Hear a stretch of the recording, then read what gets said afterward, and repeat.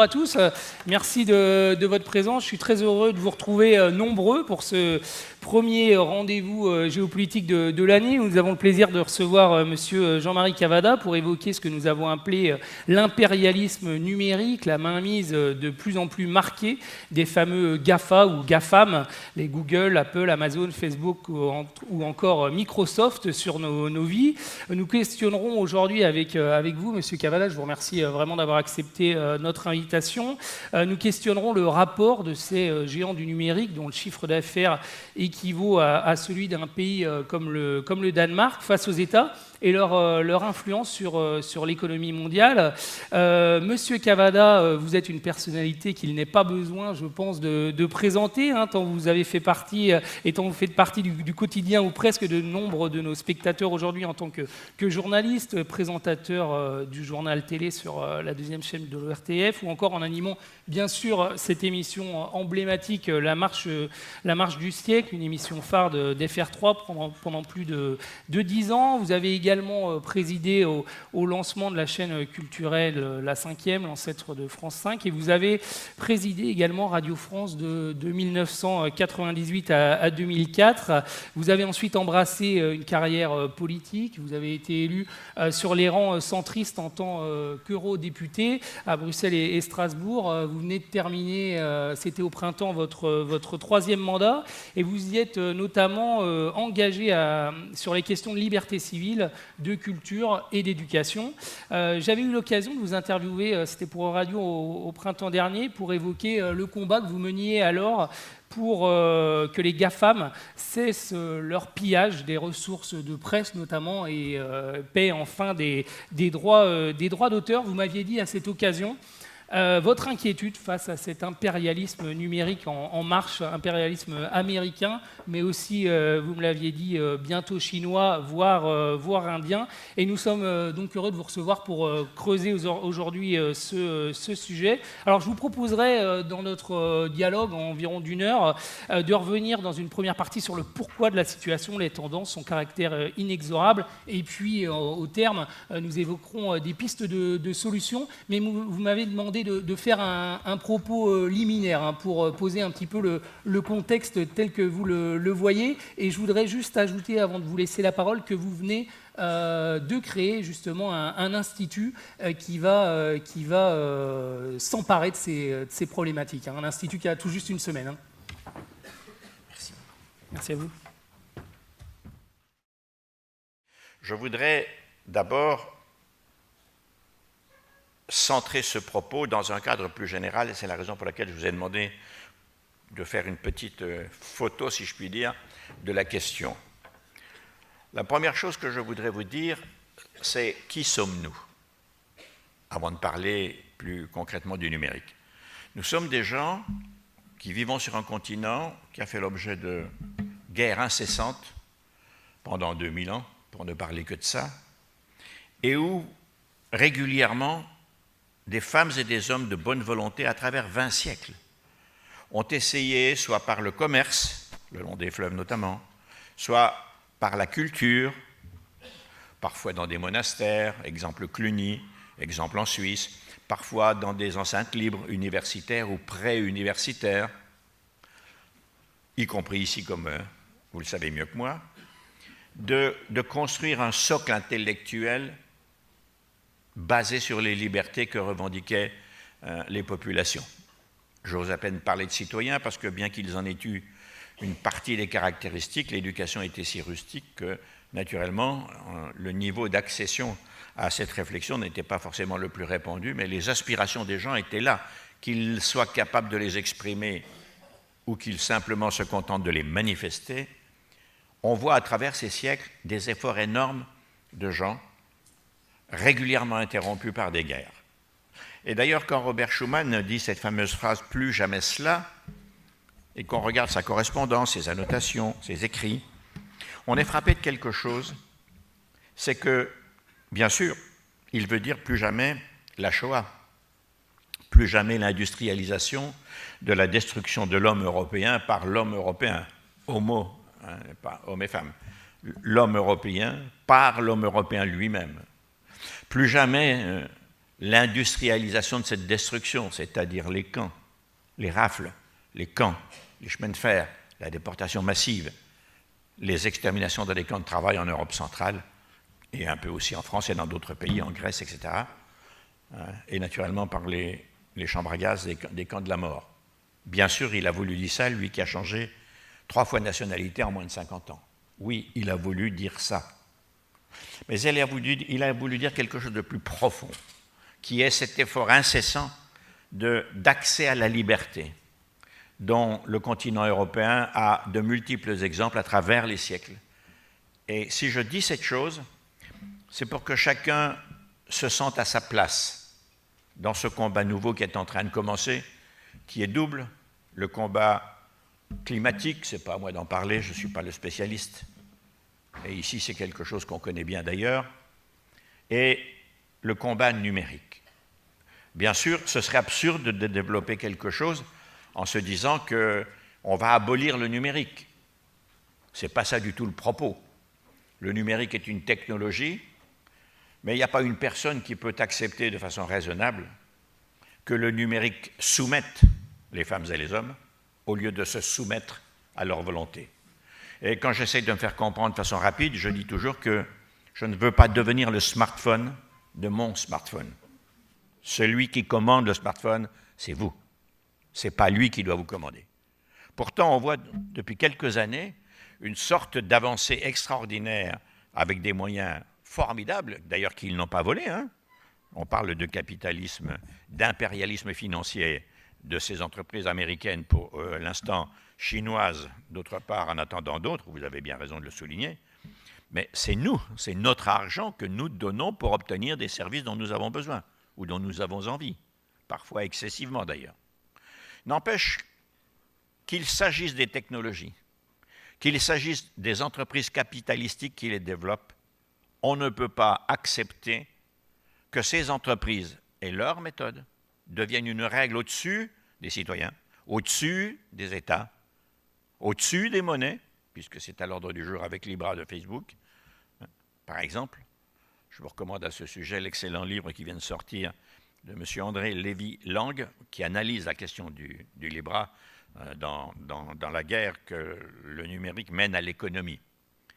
Mais en revanche, commence à poindre dans plusieurs pays, dans des générations qui ne sont pas forcément celles des étudiants.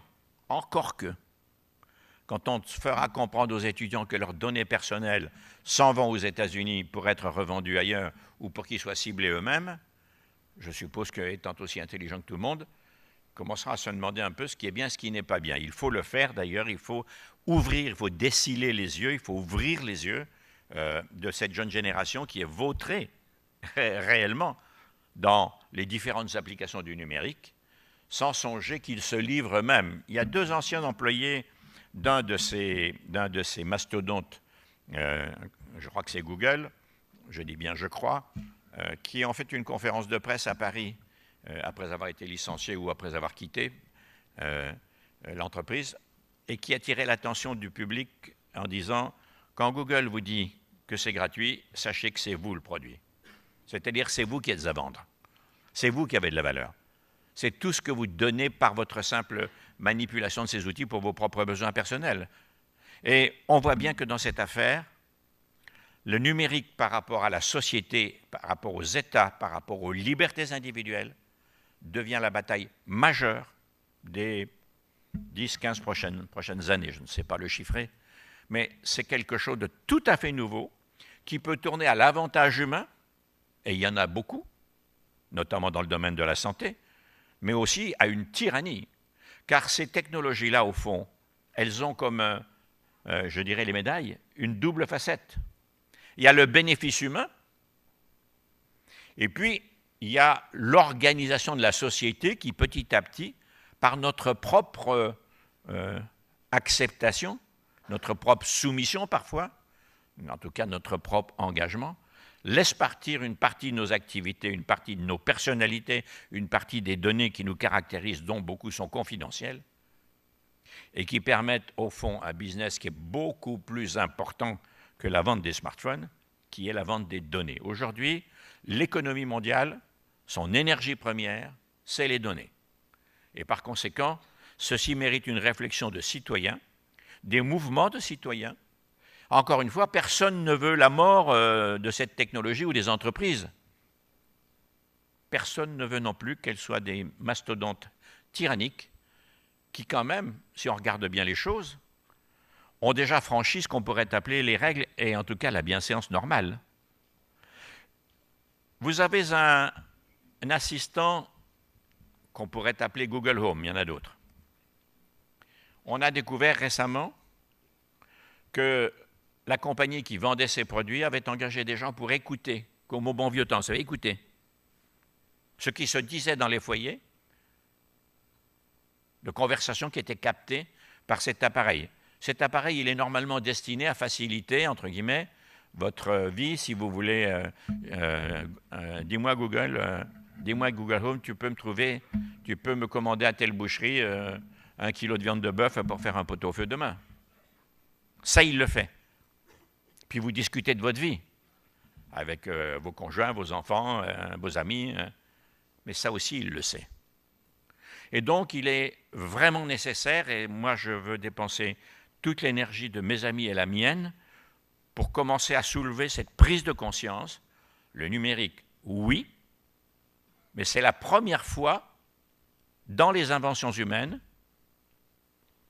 la deuxième dirons-nous, mais c'est la première fois que celle-ci est encore plus envahissante, que les hommes ont inventé une machine qui est capable aujourd'hui de creuser dans leur champ d'expression, de liberté, d'organisation, etc. Et on est au bord du fait qu'il va dominer la société humaine. Il commence déjà. Il y a eu, il y a 2 jours, un petit incident pas très loin d'ici qui était très intéressant. Une femme qui est maire d'une toute petite ville dans la banlieue de Caen, Mondeville, je crois, a refusé à Amazon l'autorisation d'installer un hangar de distribution. Et Amazon avait fait son métier, c'est-à-dire dit nous allons créer 150 emplois. Alors nous allons, je veux toujours prendre ça avec précaution, mais c'est certain qu'ils allaient créer des emplois. Et la maire a dit oui, mais quand Amazon crée un emploi, il en détruit 2. D'ailleurs, ça n'est pas exact. Maintenant, c'est 2,9, c'est-à-dire presque 3. Et donc, il faut que les citoyens se sentent menacés dans leur liberté, et non seulement liberté de citoyen, liberté civique, liberté morale un jour, mais qu'ils se sentent concernés et menacés par l'excès de fonctions attribuées à ces instruments. Et si je vous dis ça, c'est parce qu'on y reviendra sans doute en détail tout à l'heure. Il y a eu plusieurs étapes dans le développement du numérique. D'abord, un outil très commode, pour rappeler.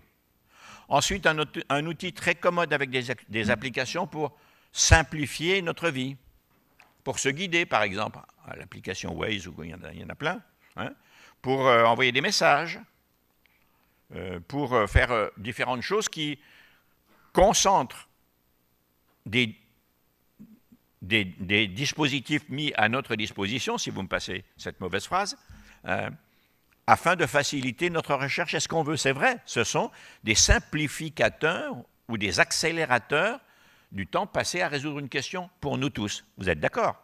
Ça nous aide. Mais le piège, il est là. Ça nous aide, mais il faut poser des limites, non pas au numérique, encore que, mais aux entreprises.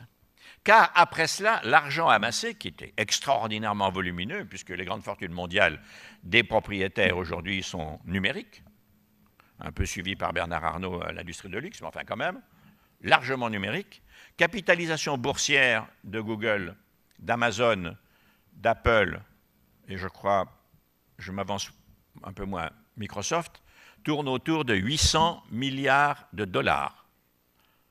Bénéfice annuel de ces compagnies, entre 8 milliards pour la plus petite et 28, bientôt 30 pour les 3 plus grosses. Annuel. Milliards de dollars annuels.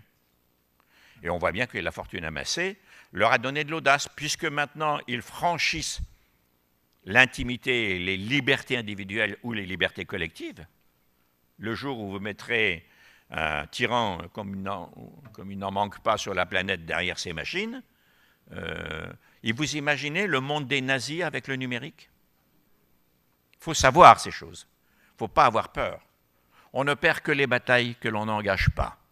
Et la force, c'est vous. Nous avons en tant qu'individus de la force. Et je le dis d'autant plus que maintenant, c'est la frontière des États que 3 d'entre eux, l'un imprudemment, les 2 autres de façon très malicieuse, sont en train d'essayer de franchir. Je commence par l'imprudent, Facebook, qui a promis beaucoup de choses et fait son contraire, qui a contribué à truquer des élections. Cambridge Analytica, les données de Facebook. Si vous étiez britannique ou si vous étiez dans la base de Cambridge, vous avez voté pour Trump sans le savoir. Alors peut-être certains l'ont voulu, mais d'autres non, et de toute façon sans le savoir. D'ailleurs, ceci nous offre quelque chose de très intéressant, puisque en fait, quand le scandale a été publié et qu'il a éclaté, Facebook a perdu 47 millions de comptes, donc d'individus. Sa cote à la bourse a plongé, ce qui me fait dire une chose tout à fait essentielle pour les citoyens que nous sommes. L'instrument d'observation et de défiance qu'il faut opposer aux excès de pouvoir du numérique et des compagnies, c'est la confiance. Et je n'exclus pas de me regrouper un jour avec un certain nombre de gens, pas que français, internationaux, pour attaquer la confiance si jamais ils dépassent les bornes. Il faut que ces entreprises et que leurs produits, leurs technologies, passent sous les lois et pas au-dessus. Or là, maintenant, on en est à la provocation directe des États. Facebook veut lancer, à partir de janvier, même si c'est un peu plus difficile qu'il ne l'avait conçu, le Libra. Ça a été fait intelligemment, d'ailleurs. Le Libra, c'est une monnaie, vous savez tout ce que c'est, je pense. Une monnaie, un bitcoin, une monnaie abstraite, une monnaie numérique. J'étais il y a quelques mois à Shanghai. À Shanghai, vous voyez des gens qui mendient dans la rue avec un smartphone et des gens qui leur donnent en plaquant un smartphone dessus. 50 yuan ou je ne sais pas quoi. Vous les voyez dans la rue. À Shanghai, vous voyez des myriades de scooters électriques, blancs et bleus, livreurs, en tout genre. Les gens ne vont plus dans les hypermarchés parce qu'ils commandent sur le smartphone. En plus, en Chine, comme dans les restaurants, sur les smartphones, on a la photo du plat que vous commandez ou du légume que vous voulez ou de la viande que vous voulez, enfin bref. Et donc, les gens ne sortent plus. Mais en revanche, la ville est envahie de myriades d'escouades de scooters électriques, d'ailleurs, qui roulent partout sur la route, sur les trottoirs. Enfin, c'est d'ailleurs assez dangereux. Bref. Le Libra, il prétend être une monnaie par-dessus les États ou les groupes d'États. C'est assez astucieusement fait, on en reviendra sans doute tout à l'heure, je suppose. Vous avez envie qu'on y revienne, donc je ne vais pas m'étendre. Mais on voit bien que là, la souveraineté des États est totalement attaquée. Si on construit une monnaie hors la loi auquel l'État participe pour la valorisation de cette monnaie, il y a une vraie menace sur la richesse, si modeste soit-elle, que vous détenez, l'épargne que vous détenez, les placements que vous avez faits, et la valeur de la monnaie, qui est le symbole de la richesse d'un pays. Là, on va passer par-dessus. Et il y a quelque chose qui est doublement dangereux, c'est que le premier client du Libra, ce sera toute l'économie du black, c'est-à-dire les mafias. Ils vont trouver une ressource légale, ou quasi légale, pour placer leurs investissements de monnaie, d'argent sale. Donc il y a là tout un bouleversement du monde pour lequel nous ne pouvons pas nous avouer vaincus, nous ne pouvons pas nous avouer battus, nous devons prendre en main ce qui est l'arme atomique, c'est-à-dire la défiance. Et c'est ça qui permet d'entrer en négociation avec des gens qui, aujourd'hui, ne se sentent absolument aucune limite. Voilà le cadre que je voudrais brosser en reliant, pour la fin de mon propos, avec le début de ce propos. L'Europe et les pays européens que nous sommes se sont bâtis, et ce n'est pas ici que je vais faire un numéro là-dessus, vous le savez bien, c'est une ville extrêmement C'est une région extrêmement active du point de vue culturel, franchement. Comme je ne concours à aucun mandat de rien, je ne suis pas en train de vous brosser dans le sens du poil. C'est vrai que quand j'étais président de Radio France, j'ai pris mon train et je suis venu négocier avec M. Stéphane Martin pour diffuser la musique produite dans cette ville sur les ondes de Radio France. Ouais. Donc ça dit bien ce que ça dit. Hein. Et ce que je veux vous dire, c'est que nos systèmes démocratiques dans lesquels nous aimons vivre, même s'ils ont des défauts, personne ne veut vivre le contraire de la démocratie, sauf des excités. Et il n'en manque pas. On en trouve à droite, on en trouve à gauche. Il n'en manque pas. Eh bien, nous avons bâti des systèmes politiques en héritant, je dirais en puisant dans l'héritage de notre histoire et de nos cultures conséquentes à notre histoire. La culture, ce n'est pas la conséquence d'un système politique.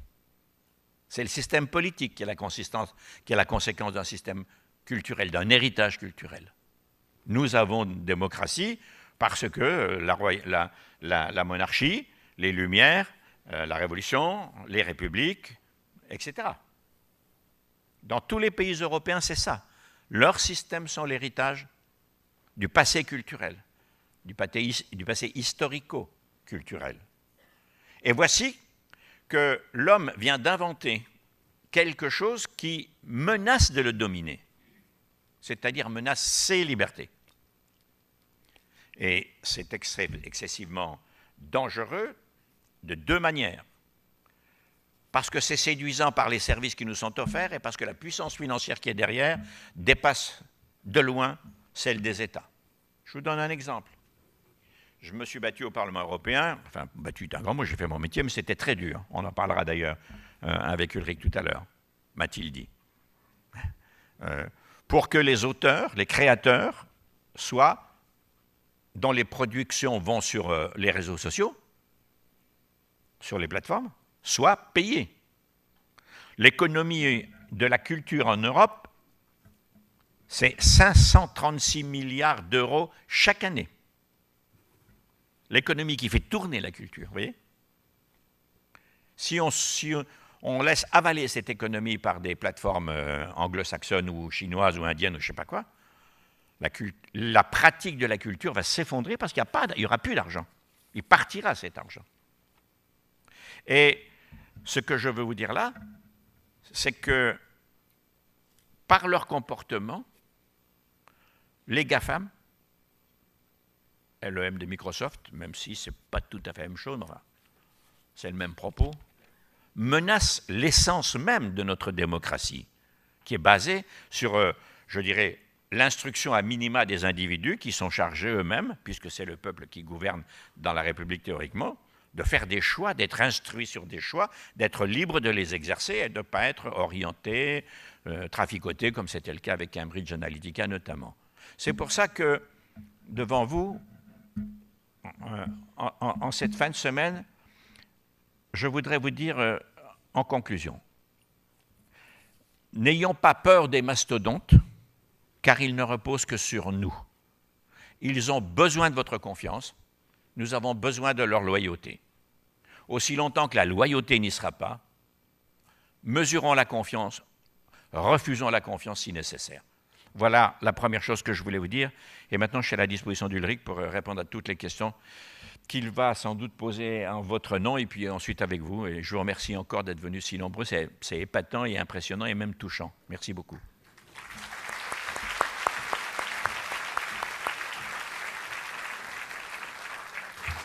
Merci beaucoup, Monsieur Cavada. Alors, on me dit souvent au terme des conférences géopolitiques qu'on en ressort un petit peu inquiet. Je pense que ça va être encore le cas aujourd'hui. Je voudrais juste revenir pour commencer ce dialogue. Vous avez fait le parallèle entre cette question de l'impérialisme numérique et puis la question du réchauffement climatique dont on entend beaucoup plus parler. Est-ce qu'on est quand même, d'après vous, véritablement dans des mêmes ampleurs, des mêmes niveaux de défis? Alors, les défis empruntent un chemin bien différent. Nous détériorons l'équilibre de la planète, le climat, la biodiversité, pour ne parler que de cela. Et c'est la planète qui réagit. L'autre chemin, celui du numérique, c'est tout à fait autre chose. Si vous êtes chinois, où les entreprises sont extrêmement en pointe, hein, tout le monde entend parler de Huawei actuellement, mais il y en a d'autres. Si vous êtes chinois et que vous ayez dans votre quant à soi, parce que ça ne peut pas s'exprimer publiquement, sinon la police s'occupe de vous immédiatement, vous observez que c'est le nouvel auxiliaire militaire de la domination de la société. Je vous racontais que j'étais à Shanghai, il y a un truc extravagant. Vous êtes sur un passage clouté. D'abord, vous ne verrez aucun Chinois traverser quand le feu du piéton est rouge. Il attend que ce soit son tour, vert. Comme chez nous, il y a 3 feux, hein, le rouge, le jaune, le vert. Mais en dessous, il y a une sorte de plaque, comme les plaques d'avertissement de vitesse qu'on voit au bord des routes. Vous roulez à 100, vous roulez à 130, alors ça s'allume à 130, vous voyez. Et là, c'est une notation sur 10. Qu'est-ce qu'on note? Ceux des citoyens qui sont devant la file qui va traverser, car reconnaissance faciale, et on sait tout de suite s'il paye, s'il n'a pas de dette, s'il respecte les règles du comportement politique, enfin civique, entre guillemets, chinois, s'il s'est comporté convenablement, s'il n'a pas violé un petit garçon, une petite fille, enfin bref, vous voyez, une notation sur 10. C'est quand même absolument effrayant. Hein? Et donc, il ne faut pas laisser faire des choses comme ça. Or, la reconnaissance faciale se développe beaucoup. Donc, la question, ça n'est pas de tuer la reconnaissance faciale en ce qui concerne l'Occident, je ne me mêle pas de la Chine, c'est de vérifier par un contrôle soigneux qui ne peut pas appartenir aux États en qui on peut avoir qu'une demi-confiance dans cette affaire, mais à des systèmes intermédiaires entre les citoyens et les États, un contrôle soigneux de l'utilisation de la reconnaissance faciale, pour ne parler que de ça. Alors on reviendra sur le cas emblématique de la Chine, avec notamment ce qu'elle fait dans la province du Xinjiang avec les Ouïghours. Mais revenons aux chiffres concernant les GAFA, si vous voulez bien. Vous avez parlé de 800 milliards de capitalisation. Mettons 850, oui, pour les 3 premiers. Entre 800 et 850. C'est énorme, hein? C'est énorme. On évoquait le chiffre, l'équivalent du PIB d'un pays comme le Danemark. Alors, les États essayent parfois de les mettre au pas, ces GAFA. Il y a des amendes qui ont été infligées à Facebook, à Google aussi. 1 milliard de dollars payés l'année dernière par Facebook, apparemment sans scier. Est-ce qu'il y a encore des moyens de pression sur ces GAFA de la part des États? Si un groupe des GAFA, comme on les appelle par caricature un peu facile, mais bon, je ne vais pas faire 3 phrases pour dire de qui il s'agit. Hein. Si 1 milliard ne les empêche pas d'avoir un mauvais comportement, je dirais 2 choses. Il faut augmenter. Oui. Il n'y a que le portefeuille qui rend les gens raisonnables dans ces métiers-là. Il faut augmenter. Et deuxièmement, je pense qu'il faut quand même durcir singulièrement les excès, enfin la pénalisation de ceux qui franchissent la ligne. En ce moment, d'ailleurs, c'est intéressant d'en parler, parce que vous savez probablement que depuis le mois de juillet, le représentant du commerce, donc qui est une fonction fédérale aux États-Unis, a ouvert une enquête contre la décision française de taxer les GAFA. Moi, je suis un partisan, je ne suis pas neutre. Enfin, la neutralité là-dedans, d'ailleurs, ça veut dire quoi, hein? Je suis partisan d'une ferme taxation du chiffre d'affaires des GAFA, car c'est les seuls, enfin c'est les seuls, peut-être pas d'ailleurs, enfin c'est ceux qui bénéficient de la plus large facilité fiscale. Et en plus, ils utilisent des infrastructures, de l'énergie, les biens publics, la route, tout ce que vous, contribuables, vous payez, mais les bénéfices, ils s'en vont en Irlande, et de l'Irlande, ils s'en vont dans les îles XY et aux États-Unis. C'est une situation totalement anormale qui doit être corrigée. Et là, l'administration américaine a ouvert une enquête contre une décision que j'appellerais, moi, morale. On peut la discuter. Mais elle ressortit d'un principe moral. Tout le monde paye des impôts, pourquoi pas eux?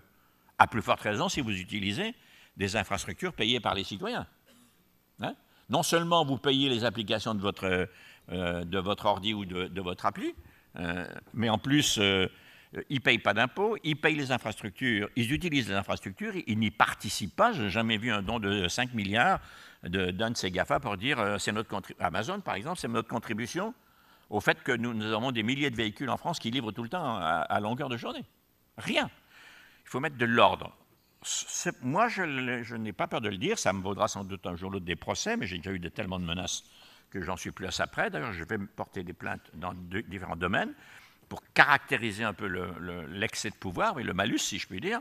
Mais je suis quand même très frappé de voir que la soumission, la révérence devant la magie de cet outil fait qu'on commence seulement à se réveiller alors que ça fait 20 ans que ça existe dans le public.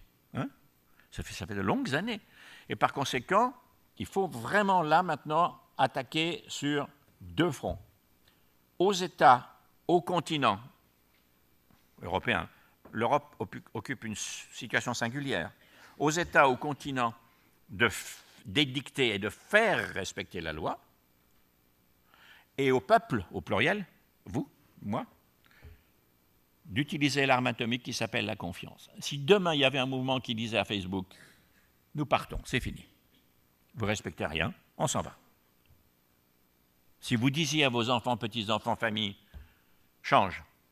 C'est des voyous, ils vont te piquer tes données, à faire du commerce sur ton identité, sur ce que tu fais, sur ce que tu manges, sur comment tu t'habilles, ce que tu échanges avec tes amis. Enfin tout, vous le savez. Il n'y a rien de secret. Alors la confiance est un instrument très important, car j'insiste, c'est là.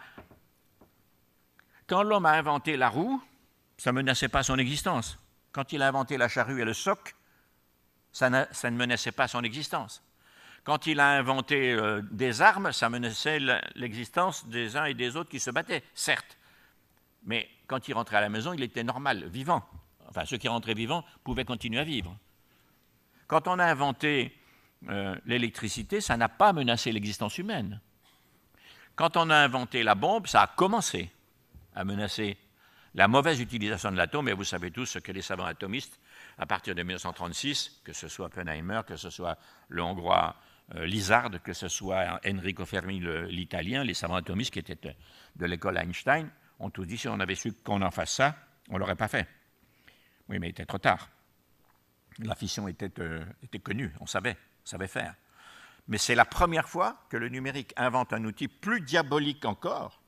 Alors, il ne tue pas sur le moment, mais il colonise, il organise, il agrège, il trie.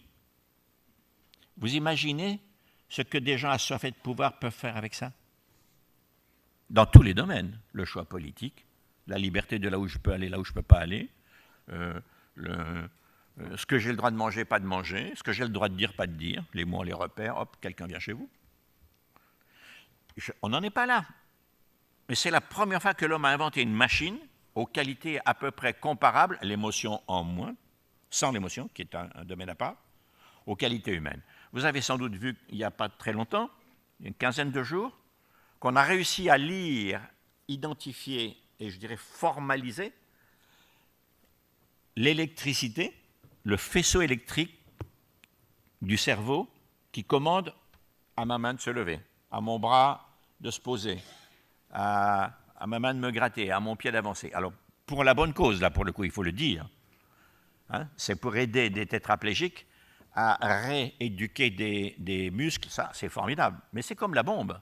Il y a l'autre côté aussi. C'est l'autre côté qu'il faut empêcher. C'est tout à fait fondamental. Vous vous souviendrez sans doute qu'ici, nous avons échangé sur ce sujet. C'est pas de cadeau. Il n'y a rien au-dessus de l'homme. Je ne veux pas être le smartphone de ce machin-là. Et je pense, il y a quelqu'un dans la salle qui accepterait ça? Parce qu'il faut lui donner un statut de conférencier. Hein? Ça va être exotique à regarder ça. Mais vous pensez que j'exagère peut-être, hein? Dans l'ardeur de développement que j'ai, parce que je suis très en colère, vu ce que j'ai subi et vu ce qui se prépare. La confiance, elle est en vous. Votre trésor de guerre, c'est la confiance. Et je n'exclus pas un jour d'organiser quelque chose qui permette de mesurer la défiance. Je n'irai pas plus loin là, mais c'est dit, c'est dit. Voilà, j'ai répondu. Merci.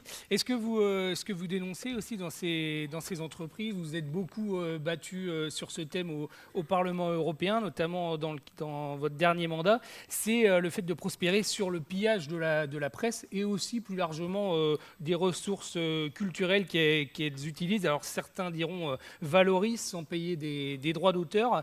Alors l'Union a voté des textes au printemps. Est-ce que la transposition dans les législations nationales prend du temps? Est-ce que cependant ça a commencé à changer sur cet aspect particulier? Alors, dans ce à quoi vous faites allusion, c'est un travail que j'ai commencé il y a un peu moins de 10 ans, il y a 7-8 ans, parce qu'on voyait bien qu'il y avait un déséquilibre. Ça, c'était vraiment très important. Moi, je ne veux pas vivre dans une société où l'information n'est pas libre. Dans Google News, il n'y a pas un journaliste. C'est stupéfiant quand même, non?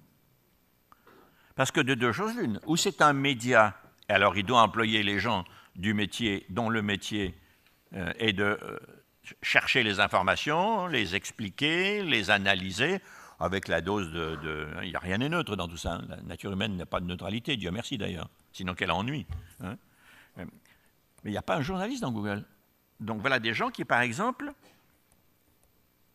ont essayé de faire plonger des journaux. Il y a plusieurs années, Google a cessé de référencer El País, qui est un grand journal espagnol, au motif que El País avait dit « nous voulons renégocier, nous voulons négocier maintenant nos contenus que vous nous prenez pour les agréger sur vos réseaux. Nous voulons gagner de l'argent puisqu'on en dépense pour aller recueillir l'information. » Ça coûte l'information. Hein. Il faut des salaires, il faut des déplacements, des enquêtes, c'est long, loger les gens, enfin bref, ça coûte. Et Google a dit pas question. Et El País n'était plus référencé. Plongeons. Ils sont revenus, El País, pour réouvrir la discussion, qui naturellement a été obligée d'être pas aussi favorable qu'ils l'auraient espéré, hein, parce que c'était une preuve de, comment dirais-je, de faiblesse de la part du journal. Car la presse en Europe, d'ailleurs, a fait une erreur importante. Elle a beaucoup tardé à orienter sa production vers le numérique. Et quand elle l'a fait, la plupart du temps, elle l'a fait gratuitement comme un élément qui s'ajoute, un élément de marketing pour le titre imprimé, le print, comme on dit.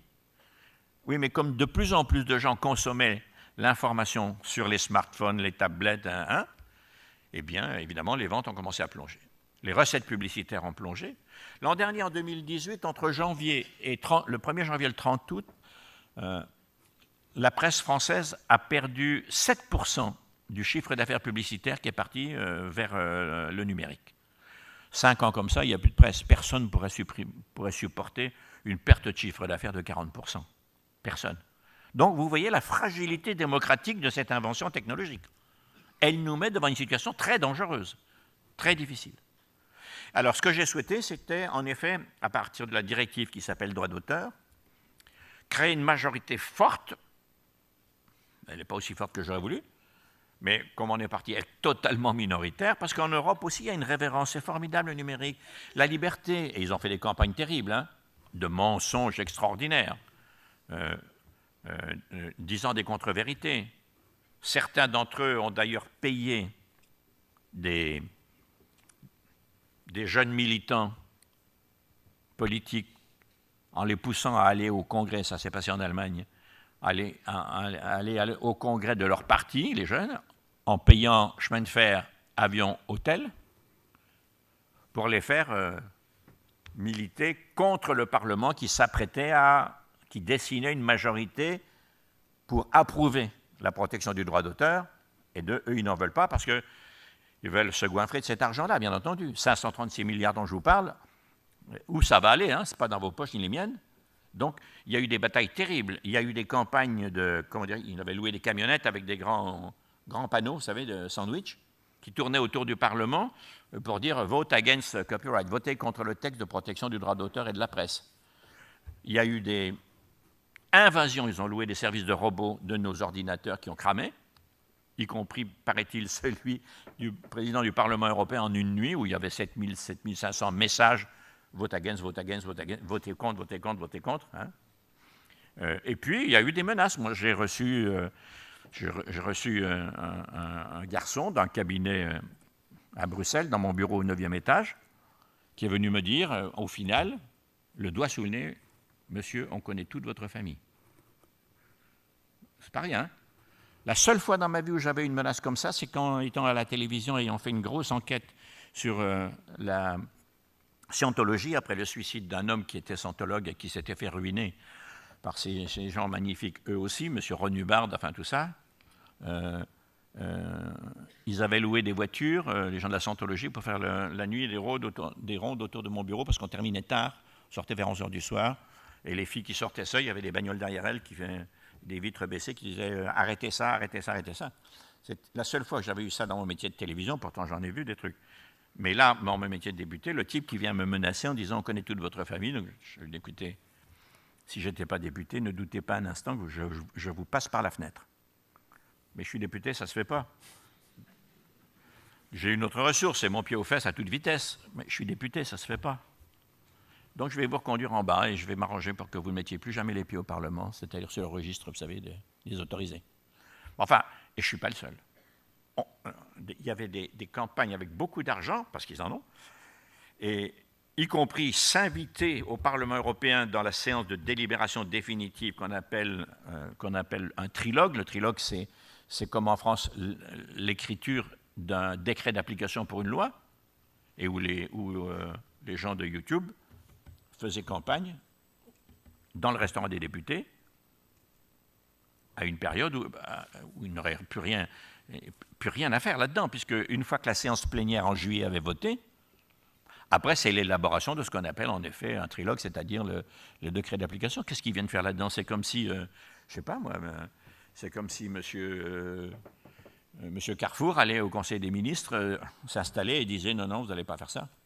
C'était ça, hein, donc ils sont rentrés partout dans les institutions. Bon, je ne vais pas plus loin parce que je ne fais qu'expliquer des choses dont vous avez le pressentiment largement, me semble-t-il. Je ne suis pas contre les lobbies, ils en font. Souvent, ils m'ont appris des choses. Il y a un moment à partir duquel je ne veux plus les voir. Ce n'est pas leur place. C'est ça qu'ils ont franchi, vous voyez. Alors, je ne sais pas si j'ai répondu à votre question. Probablement Est-ce pas. que grâce à ce texte, la presse, les organes culturels vont récupérer des moyens? Alors, le texte dit deux choses. Les auteurs ont droit à une protection, et s'ils ne l'obtiennent, un paiement, et s'ils ne l'obtiennent pas, il y a maintenant un texte juridique qui permet à leurs avocats d'aller porter plainte pour non-respect d'une loi. Cette partie du texte, elle n'est pas encore transposée en France. Dans la mécanique législative européenne, il y a deux types de lois. Il y a un règlement général, c'est le cas par exemple pour la protection des données auquel j'ai travaillé. Il s'applique tout de suite, il n'y a pas de transposition possible. Dès qu'il est édicté, il s'applique. En France, il s'applique depuis le 1er mai, enfin partout en Europe, depuis le 1er mai 2018. Et puis il y a l'autre type de loi qui s'appelle une directive, dont vous entendez beaucoup parler. C'est une loi en bon belge. Et chaque directive doit être transposée, écrite dans le droit national de chacun des pays membres. En France, la partie presse est déjà transposée. La presse a maintenant un instrument juridique si les plateformes ne payent pas les contenus qu'ils utilisent. Vous allez me dire, avec ça, ça devrait marcher. Eh bien, pas du tout. Parce que Google a déjà dit, je ne mettrai plus sur mes réseaux que ceux qui accepteront de donner des articles de presse gratuitement. Et il y a un piège, parce qu'évidemment, la presse a besoin des réseaux pour se faire connaître davantage. Mais en même temps, le piège, il est parfait, parce que ça suce la moelle. Ils ne sont pas payés. Ils dépensent pour faire de la presse, pour faire des articles, ils ne reçoivent rien. Et on leur prend leur contenu. Leurs contenus ne sont plus exclusifs sur le papier ou sur leur site à eux. Ils sont sur les réseaux dont la presse a besoin. Il faut briser ce cercle infernal. En France, la transposition de cette partie est faite, mais comme Google s'est assis dessus, eh bien, vous avez sans doute dû lire qu'il y a une action qui est engagée devant l'autorité de la concurrence pour abus de position dominante. J'ai bon espoir, parce que c'est vraiment un abus de position dominante, et en plus c'est une atteinte à la démocratie, parce qu'ils réduisent l'offre auquel vous avez droit. Je ne prends que ceux qui sont gratuits. Oui, mais les autres, ils peuvent être très intéressants, peuvent avoir des informations importantes pour moi. Ceux-là, non. Donc on voit bien que tout ça ne peut pas durer, quoi. Et ce sera sans doute... mais il y a un instrument juridique pour se battre. Alors maintenant, il faut avoir le courage de se battre. Le droit d'auteur pour toute la création artistique, les fameux 536 milliards d'euros dont je vous parle, sera transposé en France dans le premier trimestre de l'année prochaine. Alors, il y a des hommes derrière les GAFA. Je dis hommes à dessein parce qu'il y a très peu de femmes, hein, plutôt des hommes blancs. Il y en a certains qui sont connus, le patron de Facebook, par exemple, Mark Zuckerberg, d'autres qui sont beaucoup moins, par exemple, le patron de Google. Est-ce qu'on peut dresser un portrait type de ces figures qui sont derrière ces énormes, ces gigantesques entreprises? Et est-ce que vous les affubleriez du qualificatif d'apprenti sorcier? Quand j'ai enseigné dans les écoles de journalisme, j'ai toujours dit qu'un cliché, c'était un point de moins, un adverbe, c'était 2 points de moins, et un adjectif, c'était 3 points de moins dans la copie qu'on prendait. Donc ne vous attendez pas à ce que j'aille trop loin là-dedans, mais sur le fond, vous avez raison. Sur le fond, vous avez raison. Ce sont des gens d'abord, comment dirais-je, extrêmement inventifs. Nous, en France, on a fait des plans calcul avec des ordinateurs gros comme ce muret jaune qui avait beaucoup moins de capacité que cela. Hein. On a dépensé beaucoup d'argent. Pendant ce temps-là, les types, ils étaient dans des garages, à bricoler comme des gamins. Et comme quoi, vous voyez, l'origine industrielle, elle est stupéfiante. Hein. C'est l'histoire de gens qui ont vraiment inventé des choses inattendues. Donc, de ce point de vue-là, chapeau. Ce n'est pas ça que je critique et dont je me méfie, c'est l'utilisation qui en est faite. Et maintenant, ils ont atteint par leur puissance financière le stade d'apprentis sorciers, puisqu'au fond, pour illustrer ce que vous dites, je dirais 2 choses. Beaucoup d'entre eux ont une idée de l'organisation de l'humanité. C'est les fameux transhumanistes de la fin des années 60 en Californie. Les hippies californiens avaient une idée sur comment on devait organiser la société. Une liberté pour tous, encadrée pour chacun. C'est ça qui se passe. C'est ça qui se passe, hein, vraiment. Et puis, je dirais une deuxième chose. Ils sont apprentis sorciers parce qu'ils touchent maintenant à des domaines scientifiques qui approchent, et peut-être un jour dépassent, les capacités de l'homme. Il y a un peu moins d'un mois, M. Elon Musk, l'homme de Tesla, les voitures, la fusée, enfin tout ça, hein, a dit publiquement, je veux vous faire savoir que nous allons commencer les essais comparatifs entre le cerveau humain et l'intelligence artificielle. C'est-à-dire voir les performances de l'intelligence artificielle par rapport aux performances du cerveau humain, quoi, hein, clairement. Ça, c'est la partie visible. Maintenant, je vais vous parler d'une partie cachée. Expliquez-moi pourquoi Amazon a racheté le 2e distributeur américain alimentaire, l'équivalent de Casino. Le premier, c'est Walmart. Le deuxième, c'est Whole Foods. Celui-là, il a été racheté. Est-ce que c'est pour le plaisir est-ce que c'est pour le bonheur d'augmenter le salaire des caissières? Ça m'étonnerait, d'ailleurs, il n'y en aura bientôt plus. Hein? Est-ce que c'est par fascination devant les paquets de biscuits? Je ne le crois pas non plus. En fait, ils sont en train de remonter toute la filière de la distribution et de l'industrie agroalimentaire jusqu'aux terres agricoles. Pourquoi? Qu'est-ce qu'ils viennent faire là-dedans? D'abord, livrer, parce qu'on gagne de l'argent quand on livre. Deuxièmement, produire, parce que quand on produit ce qu'on livre, on tasse les coûts de fabrication, les salaires, hein, tout ça. Et si on ajoute des OGM là-dedans, ça va être formidable pour eux. Il y a 7 milliards d'habitants, la Terre est épuisée. Il y en aura 9 dans 40 ans. Avec les OGM, on va régler le problème du volume de la production. Moi, je suis le roi du monde avec ça. Vous voyez? Voilà ce qu'ils viennent faire là-dedans. Je vais vous donner un autre exemple. Deuxième secteur où il faut être extrêmement vigilant. Les automatismes des mobilités. On sait aujourd'hui, moi je suis pilote dans la vie, enfin pilote amateur, hein, mais je pilote, oui. On sait faire décoller un avion et le faire atterrir, sans personne.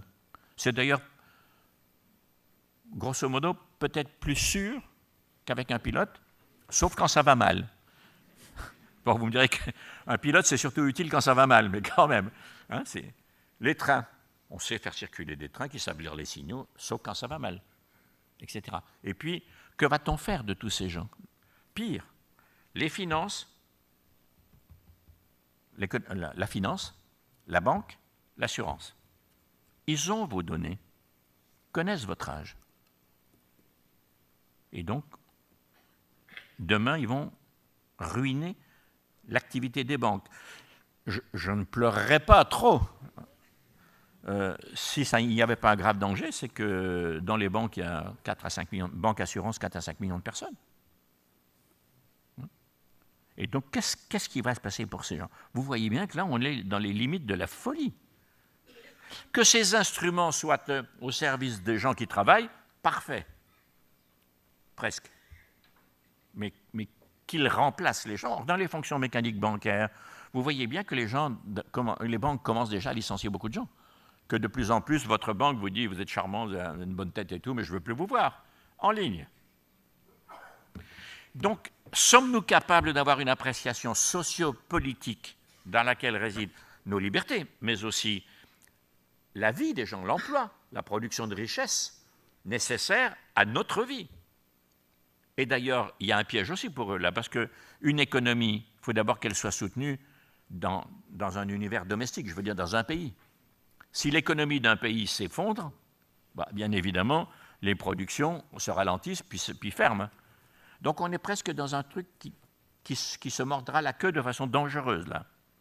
Et surtout, ce qui est dangereux, c'est que 2 d'entre eux, à ma connaissance, ont acheté des laboratoires de recherche génétique.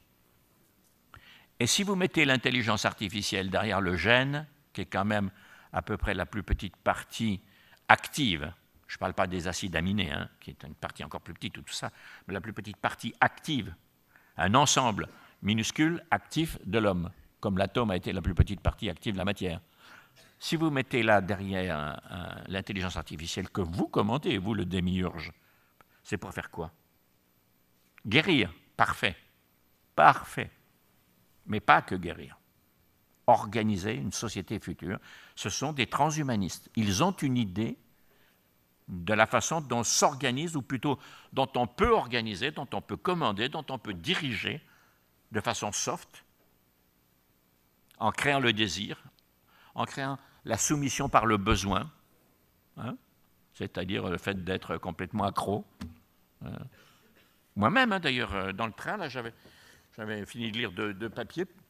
Qu'est-ce que j'ai fait? J'ai ouvert mon smartphone et tout d'un coup, je me suis rendu compte que dans le train, il y avait, dans le wagon du TGV là ce matin, il y avait, je me suis levé pour compter, 5 personnes sur 70 qui n'étaient pas devant un smartphone. Même pas moi. Non, mais c'est vrai.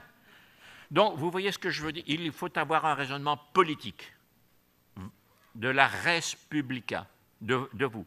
Parce que votre économie va être touchée, votre économie, vos sous, votre richesse produite pour vivre, vos enfants, tout ça. D'accord?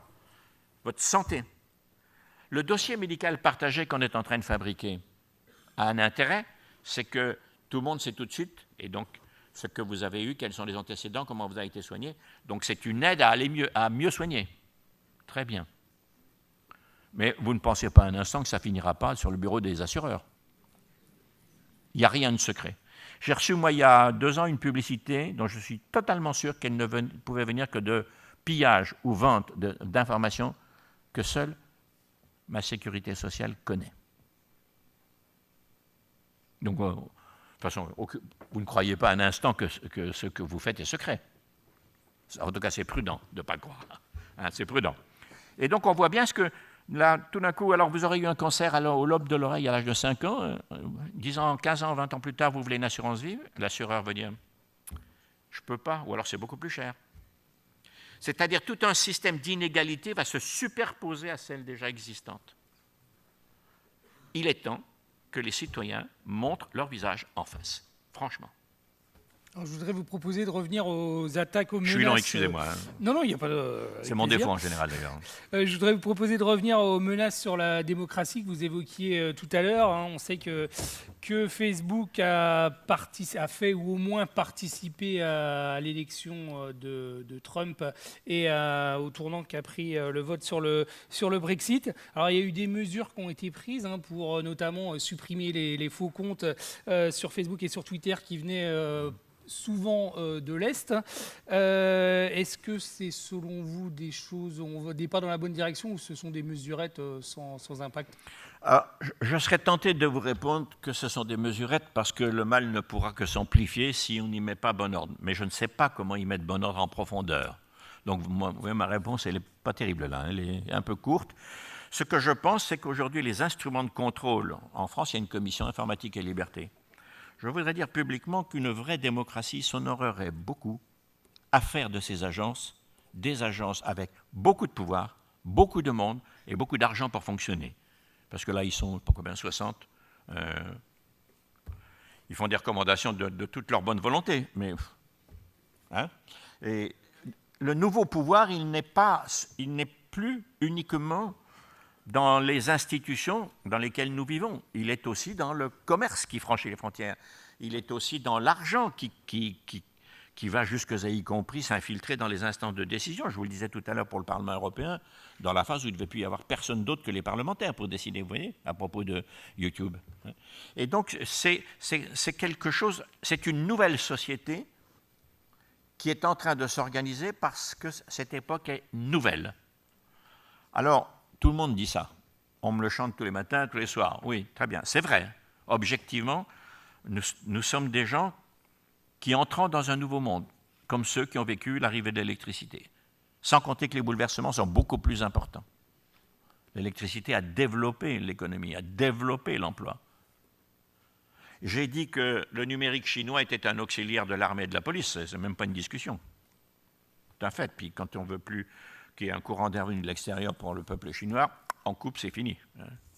Bon, dans toutes les dictatures, c'est comme ça, et la Chine est un laboratoire tout à fait merveilleux, puisque je pense que c'est le seul régime capable de faire se retourner les pères fondateurs du communisme, du léninisme, du marxisme et du reste, qui devrait quand même aujourd'hui avoir des crises de foi terribles, foi FOI, terribles, en voyant ce qu'est devenu ce système, c'est-à-dire le communisme comme une nomenclature vautrée dans le capitalisme. Vautrée.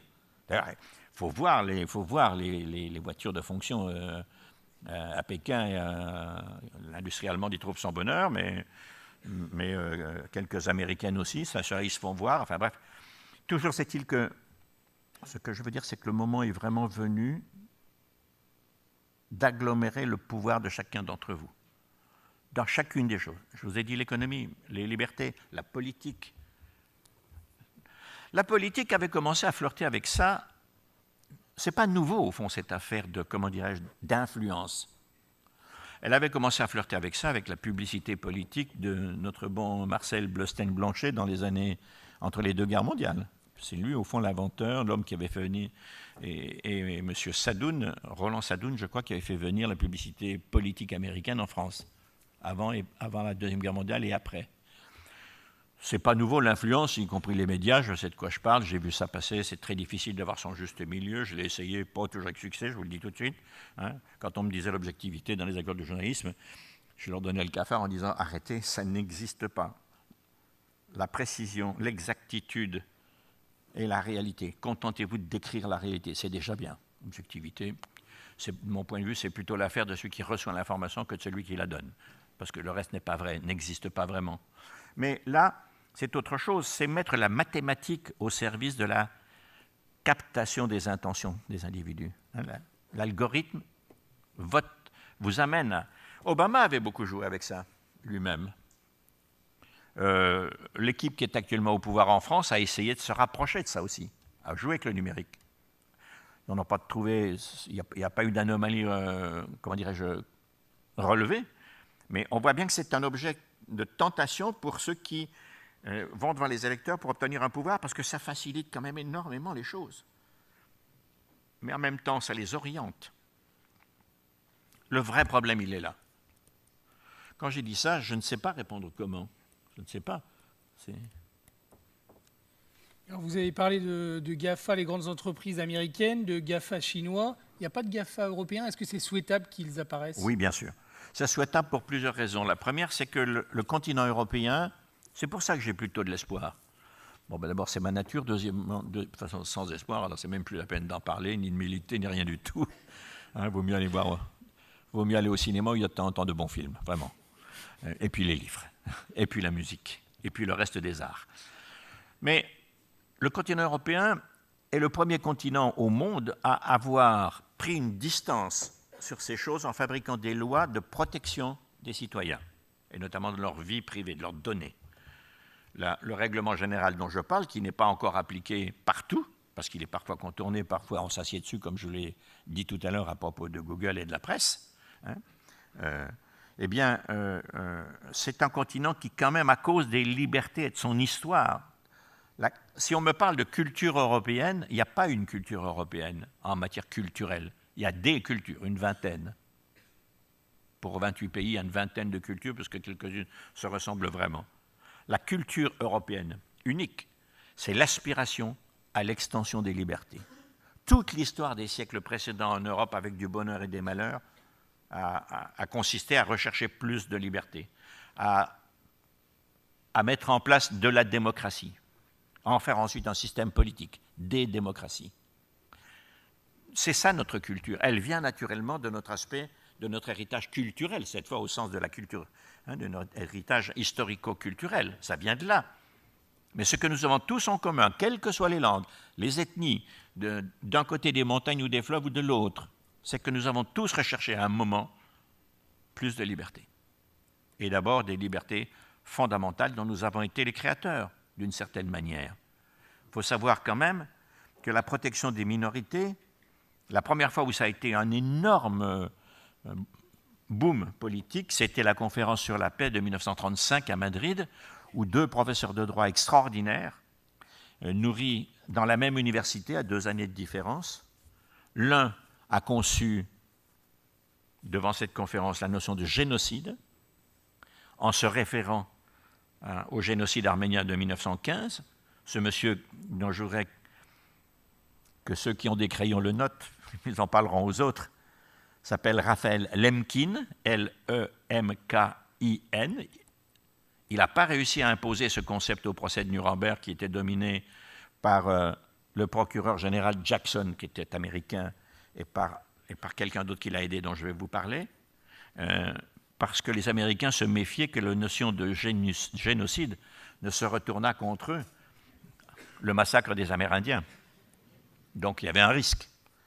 Donc la doctrine juridique du procès de Nuremberg, ce fut non pas le génocide, qui ne s'est imposé qu'à la cour de La Haye, donc il n'y a pas si longtemps, quelques décennies seulement, mais essentiellement avec la guerre des Balkans, mais ce fut la notion de crime contre l'humanité qui a été mise au point, qui a été conceptualisée par un autre de ces deux types merveilleux, instruit à l'université de Lviv ou Lvov ou Lemberg, puisque c'est la même ville, qui avait un nom russe ou un nom polonais ou un nom ukrainien ou un nom allemand, et qui s'appelle, d'un nom absolument imprononçable, je vais le faire quand même, Hersch, H-E-R-S-C-H, plus loin, Lauterpacht, oui, je sens, Lauterpacht.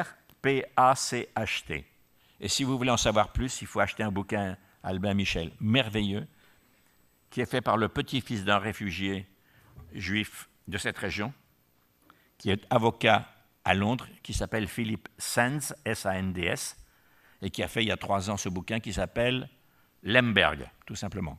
C'est le nom allemand de Lviv, Lvov, et qui raconte l'histoire de ces deux, et les persécutions, et le trajet extraordinaire de ces deux bienfaiteurs de l'humanité, si je puis dire. Vous voyez? Et je vous invite à... Je vous préviens, c'est 600 pages, mais pour Noël, vous serez sans doute déçus des cadeaux que vous allez avoir, vous aurez du temps. C'est un livre merveilleux, parce qu'on est fiers d'appartenir au continent européen. Voilà. Donc on voit bien encore une fois que ce continent est singulier. Notre recherche des libertés est presque harassée. Nous ne cessons de nous époumoner, et c'est bien qu'il en fût ainsi, c'est bien que ce soit ça. On sait de quoi on parle, nous qui avons quand même été de grands destructeurs. On a quand même liquidé à peu près en 2870 à 1945, près de 80 millions de personnes sur le sol européen, un peu plus, dans ce même laps de temps, un peu plus de 100 millions de déportés, de telle sorte que quand on parle de migrants, au moins pour les réfugiés politiques et persécutés, ne devrait pas y avoir de discussion sur le continent européen, étant donné notre passé. Mais la mémoire des humains est courte, et leur volonté personnelle, leur volonté, leur repliement sur eux-mêmes tous les 30 ans, chasse les beautés de la mémoire. C'est ce que je pense. Vous n'êtes pas obligé de le partager, mais c'est ce que je pense avec... c'est pas une pensée, c'est à force de parcourir ce continent, c'est ce que je vois. Comment expliquer que l'Allemagne est aujourd'hui 10% de néo-nazis au Parlement allemand? Vous voyez? Bref, c'est un autre débat, j'en reviendrai en deuxième semaine. Merci. Alors, une ou deux questions avant de laisser la parole au public sur les solutions face à ce problème qui apparaît profond. Vous nous avez invités à la prudence, à la vigilance. Est-ce qu'on a vu qu'au niveau européen, se passait des choses, des décisions ont été prises? Est-ce qu'au niveau international, je pense à l'ONU par exemple, on commence à se saisir de ces problématiques? Et est-ce que vous pensez que c'est un échelon où il est possible de faire des choses? C'est certainement un endroit, l'ONU par exemple, auquel vous faites allusion, j'en vois un autre qui est l'OCDE, l'Organisation de coopération et de développement économique, qui s'occupe d'autre chose. L'ONU est certainement l'endroit où il faut poser publiquement à une vaste échelle le problème. Mais ses moyens, je dirais, de coercition sont faibles. L'OCDE, d'une certaine manière, peut traiter une partie. Quand les Français ont inventé, d'ailleurs, j'ai beaucoup poussé à ça parce qu'il faut faire, la taxe sur les... C'est pas contre les GAFA. C'est pas contre. C'est contre l'abstention du paiement. C'est contre le fait qu'ils ne payent pas. Je devrais dire c'est presque pour les GAFA, pour leur insertion dans le tissu économique et sociétal européen. Hein? Ils doivent payer. Moi, j'ai beaucoup poussé à ça parce qu'il fallait ouvrir la porte, mettre un pied dedans et poser... Il fallait qu'une autorité publique pose le problème. Le gouvernement l'a fait, puis il a transféré ça, à travers le G7 de Biarritz il y a 3 mois ou 4 mois, à l'OCDE. L'OCDE travaille dessus et sérieusement. L'OCDE est un instrument qui ne fait pas trop de bruit, mais qui a des résultats. Et je pense que c'est là où il faut poser le problème de, comment dirais-je, du débordement politique de ces industries numériques de par leur puissance économique, de par leur puissance financière. C'est même pas économique, c'est financier. Et je pense que c'est là où il faut agir. Maintenant, le continent européen doit continuer. C'est une de ses 2 principales batailles dans les 5 ans qui viennent. L'accélération climatique. Vous avez vu que hier, Mme von der Leyen, ou avant-hier, la nouvelle présidente de la Commission européenne, a accéléré l'agenda de lutte contre la dégradation climatique. En disant en 2030, je crois, oui, 2030, c'est pas 45 ou 50%, il faut aller plus loin, faire au moins 50% et plus nettement 55%. Je ne sais pas si on y arrivera parce que les moyens de coercition de cette institution sont faibles aussi. Hein, et là, ça dépend de la bonne volonté des États. Et les États, il y a l'emploi. Et l'emploi, c'est les entreprises. Tout ça n'est pas simple. Et vous savez, il n'y a qu'une chose. Il n'y a qu'une chose qui donne du courage aux faibles. C'est le rassemblement populaire. Populaire au sens de... Pas au sens de faire masse, si bien sûr, mais ce n'est pas au sens populeux. C'est au sens de Tocqueville, c'est-à-dire toute la partie de pouvoir que vous détenez en vous, qui est toute faible, tout seul non, tout faible, mais qui ensemble est tout forte.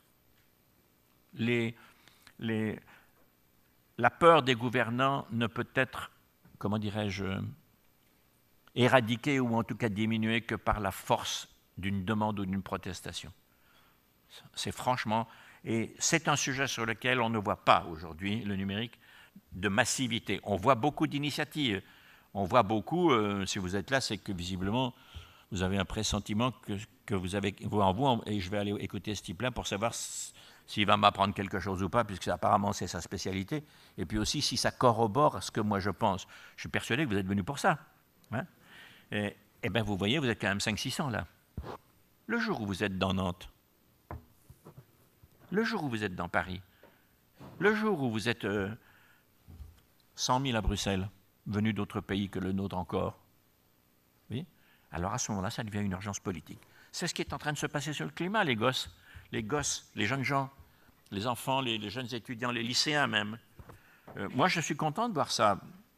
parfois c'est du désordre, c'est enfantin.